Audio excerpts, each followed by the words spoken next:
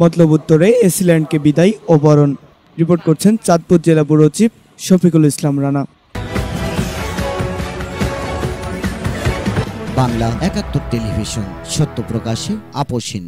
চাঁদপুরের মতলব উত্তর উপজেলার সাবেক উপজেলা সহকারী কমিশনার এসিল্যান্ড আল ইমরান খানকে বিদায় সংবর্ধনা ও নবাগত উপজেলা সহকারী কমিশনার হিল্লোল চাকমাকে বরণ করা হয়েছে। বৃহস্পতিবার দুপুরে মতলব উত্তর উপজেলার ভূমি অফিসের উদ্যোগে এ অনুষ্ঠানের আয়োজন করা হয়। উপজেলা নির্বাহী কর্মকর্তা একি চাকমা মিত্রের সভাপতিত্বে ও উপজেলা ভূমি অফিসার নাজির আবুল কাশিমের পরিচালনায় বক্তব্য দেন উপসহকারী ভূমি কর্মকর্তা দীপক চন্দ্র চক্রবর্তী, কামরুজ্জামান, নবীর হাসান, অফিস সহকারী হেলাল মিয়া।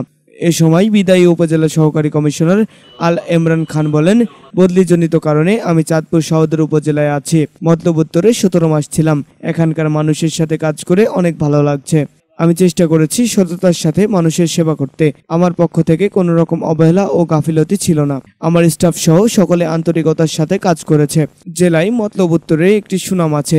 তিনি আরো বলেন, নবাগত সহকারী কমিশনার যিনি এসেছেন তিনি অনেক আন্তরিক। আশা করি তিনি আমার চেয়েও বেশি সেবা দিবে। পরে ভূমি সেবা সপ্তাহ উপলক্ষে আগত সেবা গ্রহীতাদের সাথে কথা বলেন এবং সেবার মান নিয়ে আলোচনা করেন উপজেলা নির্বাহী কর্মকর্তা একে চাকমা মিত্র সহ সকলে। এ সময় উপস্থিত ছিলেন বিদায়ী উপজেলা সহকারী কমিশনার আল ইমরান খানের সহধর্মিণী, উপজেলা ও ইউনিয়ন ভূমি অফিসের বিভিন্ন কর্মকর্তা, কর্মচারী ও গণমাধ্যম কর্মী।